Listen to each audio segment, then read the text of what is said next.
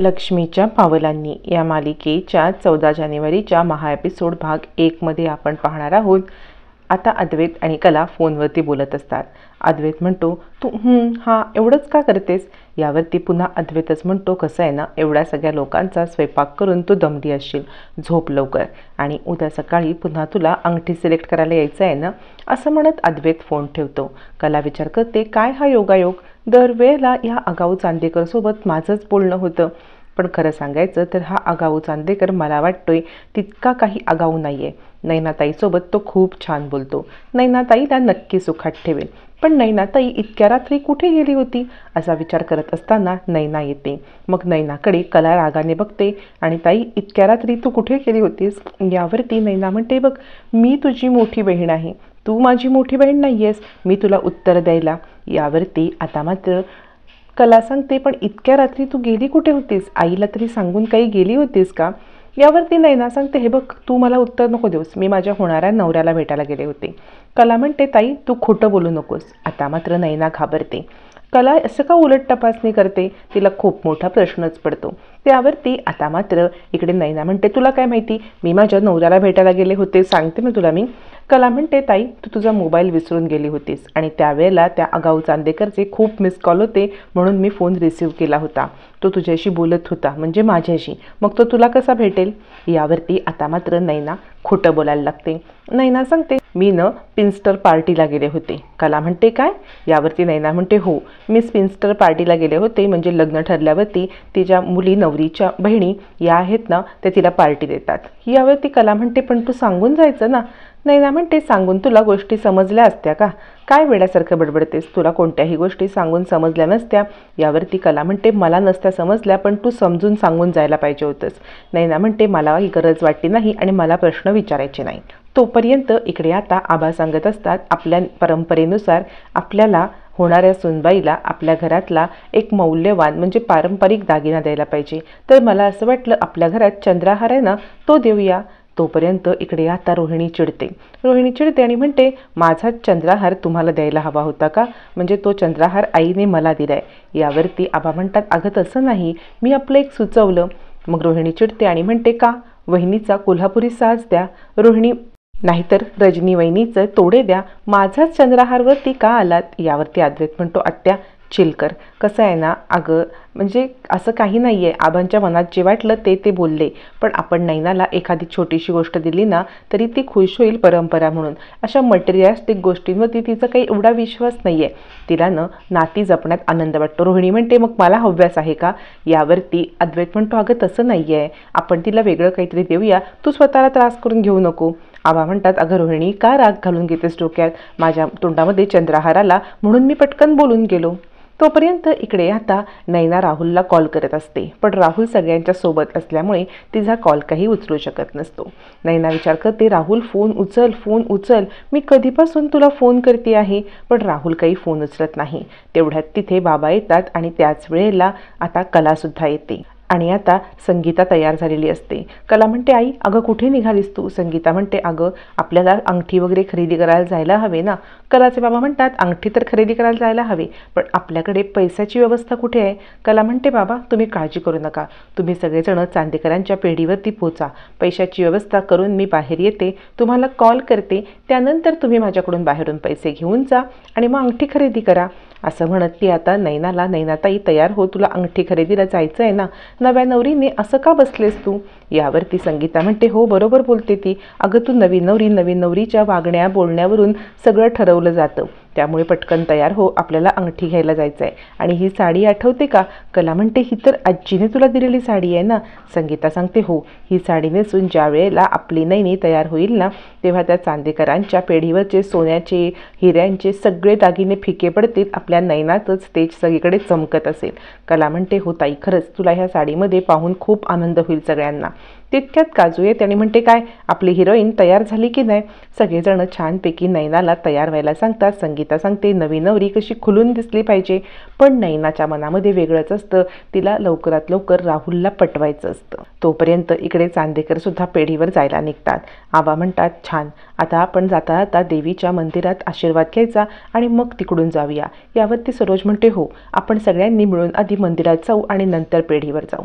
तोपर्यंत आपले सोन्याचे दागिने विकण्यासाठी कला एका पेढीवरती येते आणि सांगते, मला माझे दागिने विकून काही पैसे हवी होती. यावरती ते पेढीवाले म्हणतात, ठीक आहे बाळा, काय आणलेस तू? मग कला आपल्या आजीचे दागिने, जे आजीने कलाला दिलेले असतात, ते दागिने देते. आणि त्यावेळेला आता तिला आठवतं की लवकरात लवकर पैसे घेऊन चांदेकरांच्या पेढीवर पोचायचं आहे. ते दागिने दिल्यावरती आता ते सोनार दागिन्यांचं वजन करत असतो आणि दागिने मोडण्याआधी पुन्हा एकदा कला ते आपल्या हातात मागते आणि म्हणते, मला 1 मिनिट ते कानातले बघू द्याल का? ते कानातले हातात घेते आणि म्हणते, आजी मला माफ कर, आज जर का नैनाताईला इतकी गरज नसती ना, तर मी हे कानातले खरंच मोडले नसते. आणि मनाचा मोठेपणा करून कला बिचारी ते कानातले मोडायला देते. दुकानवाले म्हणतात, तुमच्याकडे पावती आहे का? कला म्हणते, नाही, तशी माझ्याकडे पावती वगैरे काही नाही आहे. दुकानदार म्हणतात, ठीक आहे, 100 नंबरी सोनं आहे आणि तुमचं मला माहिती आहे, तुम्ही कुणाला फसवणार नाही, मी तुला पैसे देतो. तोपर्यंत चांदेकर ज्वेलर्समध्ये संगीता, सुकन्या, कलाचे बाबा, नैना आणि काजू हे 5 जण पोहोचतात. आणि आता तिचं एकदम जोरदार स्वागत होतं, कारण अद्वैतचे होणारे सासू सासरे आलेले म्हटल्यावरती पेढीच्या मालकाचे सासू सासरे मग सगळेजण त्यांचं स्वागत करतात, छानपैकी त्यांना वेलकम करतात. बसा मॅडम, काय घेणार, चहा कॉफी असं म्हणत एकदम धूमधडाक्यात स्वागत होतं. मग संगीता, काय, मी कॉफी घेईन आणि बाकीचे तुम्ही काय काय घेणार असं विचारलं असता बाकी सगळेजण नको, काही नको. यावरती नैना म्हणते, तुम्ही फक्त 1 कॉफी आणा, आम्हाला काही नको आहे. संगीता म्हणते, असं कसं, आपलीच पेढी आहे, ताई बोल ना, तू काय घेशील? सुकन्या म्हणते, नको, मला खरंच काही नको. तोपर्यंत आता मात्र मॅनेजर फोन करून अद्वैतला तुमच्या सासरची मंडळी आलेत असं सांगतात. अद्वैत म्हणतो, हो, मी सुद्धा लवकरच पोचतोय. त्यावरती सुकन्या म्हणते, खरंच गद, खरंच नैना, नशीब काढलंच बरं, या सगळ्याची मालकीण आहेस तू. नैना विचार करते, हो तर याची तर मी मालकीण आहेच, पण मी अद्वैतची बायको बनून नाही तर राहुल बायको बनून या सगळ्याची मालकीण बनणार आहे, असा विचार नैना करत असते आणि मनातल्या मनात खुश होते. तोपर्यंत कला पैसे घेऊन पेढीवरती पोचते. पेढीवरती पैसे घेऊन कला पोचल्यावरती ती फोन करत असते. फोन करून ती संगीताला किंवा बाकी कुणाला पैसे घेण्यासाठी बाहेर बोलवते, पण कुणाचाच फोन लागत नाही. मग कलाचा नाईलाज होतो, तिला आता आतमध्ये जाऊन ते पैसे देणं भाग पडतं. सगळेजण आता बसलेले असताना कला तिकडे पैसे घेऊन येते आणि आता संगीताला पटकन आई अशी आवाज देते. संगीता गडबडते, मागे पाहते. त्यानंतर कला म्हणते, मॅडम, म्हणजे तुमचं पार्सल आलं होतं, तेच पार्सल घेऊन मी आले होते. मग संगीता म्हणते, पण तुम्ही इथे कशाला आलात, मला बाहेर बोलवायचं ना? यावरती कला म्हणते, मॅडम, अहो मी तुमच्या सगळ्यांचा फोन लावला होता, पण कुणाचाच फोन लागला नाही, म्हणून मला यावं लागलं. संगीता म्हणते, ठीक आहे ठीक आहे, पण तुम्ही लवकरात लवकर इथून निघा. यावरती कला म्हणते, हो, तुम्ही पार्सल एकदा चेक करून घ्या. संगीता म्हणते, पार्सल नीट आहे, तुम्ही निघा लवकर. मग आता कला पटकन बाहेर पडण्यासाठी निघते. निघताना बाबांकडे एक नजर पाहते. बाबांना आणि सुकन्या मावशीला खूप वाईट वाटतं. मग कला आता दारातून बाहेर येणार, तितक्यात ती पाहते तर काय, चांदेकर सगळे आता आत यायला निघालेले असतात. आता मात्र कलाला बाहेर पडताच येत नाही. दारातून परत पावली येत आता कलाला पाहता संगीता म्हणते, काय ग? कला आता बोटाने इशारा दाखवते आणि आता येऊन पुन्हा एका ठिकाणी थांबते. तोपर्यंत सगळे चांदेकर आतमध्ये एंटर करतात. चांदेकरांची एंट्री झालेली असते. संगीताला मोठा धक्काच बसतो.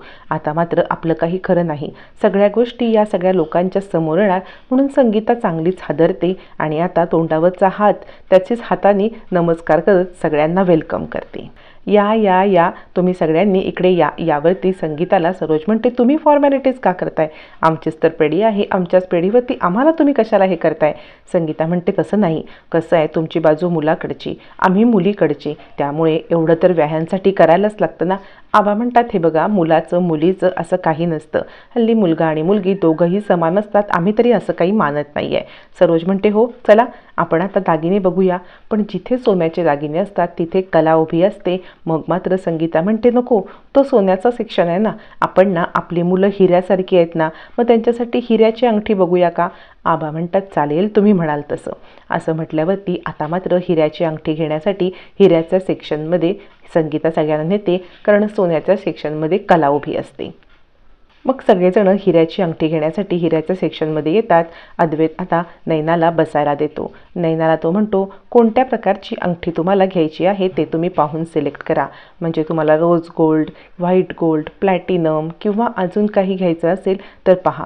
यावरती आता ती राहुलकडे पाहते. राहुलला कित्येक वेळा फोन करून त्याने फोन न उचलल्यामुळे नैना थोडीशी चिडलेली असते. अद्वैत म्हणतो, कोणत्या प्रकारची अंगठी घेणं तुम्ही प्रेफर कराल, बोला तरी. यावरती नैना म्हणते, तसं स्पेसिफिक मी काही विचार नाही केलेला आहे. अद्वैत म्हणतो, आपल्या कलेक्शनमधली हिऱ्यांची चांगल्यातली चांगली अंगठी दाखवा.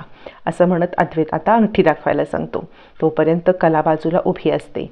आता मात्र कला आणि अद्वैत यांचा आजच्याच दिवशी साखरपुडा होणार असतो आणि नियती एक खूप मोठा संकेत देणार असते.